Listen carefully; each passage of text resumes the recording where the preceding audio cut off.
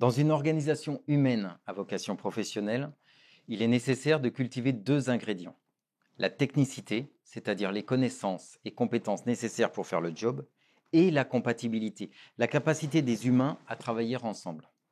Sans cela, on a beau avoir une batterie d'experts de haut vol, les résultats seront décevants, la sérénité absente. Aujourd'hui, nous parlons compatibilité. Comment faire en sorte que les gens arrivent à bien interagir ensemble? Les difficultés apparaissent non pas quand il y a différence de point de vue, ce qui génère une séquence de travail créative et pertinente. Non, les difficultés apparaissent quand il y a rigidité sur son point de vue. La question de la compatibilité entre humains revient par conséquent à comment fluidifier les rigidités quand elles apparaissent. Nous avons déjà un immense outil pour cultiver la compatibilité, c'est la séparation proposée entre mon identité professionnelle et moi. Je ne suis pas mon rôle. C'est dans mon rôle qu'il apparaît un stress. Donc il s'agit de prendre en compte et de traiter les tensions des rôles professionnels. Ce qui pourrait être mauvais, c'est de ne pas traiter celle des personnes. Parce que ça serait totalement déshumanisant. Le grand outil proposé ici pour simplifier les relations est l'authenticité et son frère le dévoilement.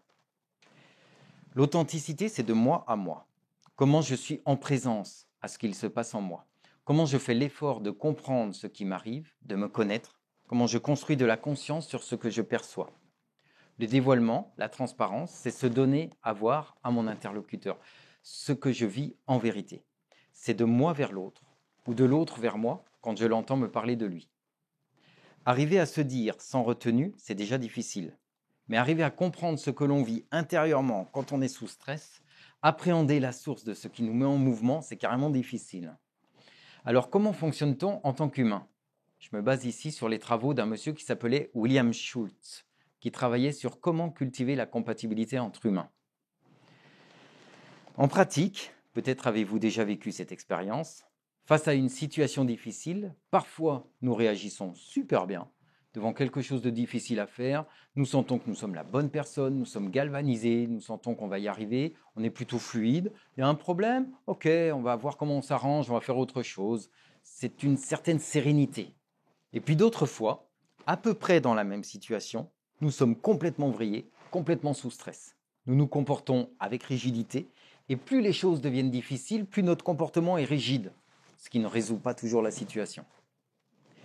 Je me souviens d'un exemple d'une personne qui tenait le rôle de développeur informatique dans une équipe, et qui, au début du projet, devait être présent, mais n'avait pas de rôle actif.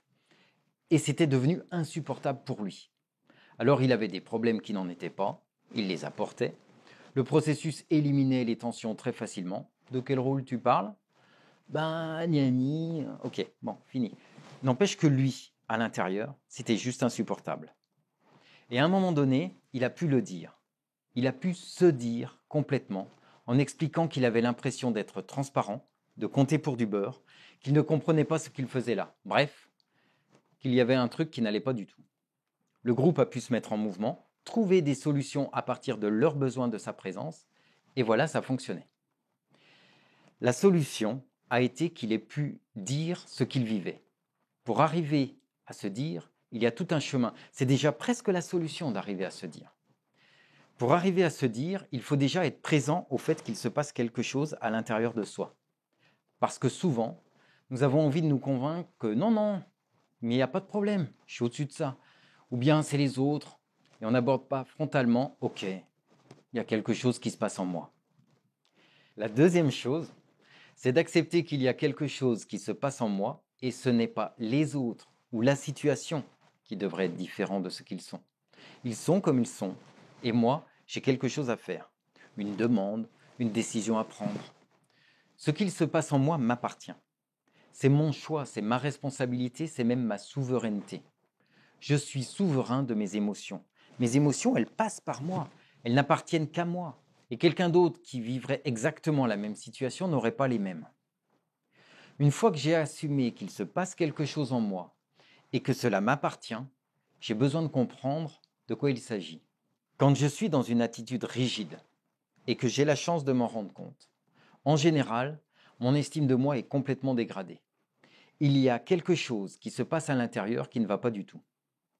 L'hypothèse est que nous sommes face à une peur Une peur interne, par exemple d'être quantité négligeable pour les autres, donc abandonné, ou incapable de réussir, soit ridiculisé, humilié, ou sentir qu'on devient quelqu'un de détestable, soit peur d'être rejeté. Cette peur, tant qu'elle n'est pas repérée, nous anime. On va s'en défendre sans même s'en rendre compte. La première étape d'authenticité va donc d'être de sentir que je suis touché émotionnellement, de l'assumer, puis de comprendre ce qu'il se passe en moi. Par exemple, quelle peur semble active.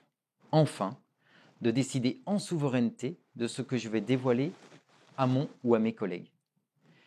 La seconde étape de vérité est de se dévoiler à hauteur de ce qu'il me semble utile pour moi et pour le collectif, en mon âme et conscience. Il n'y a pas d'obligation à se dévoiler. Chacun a droit à son intimité.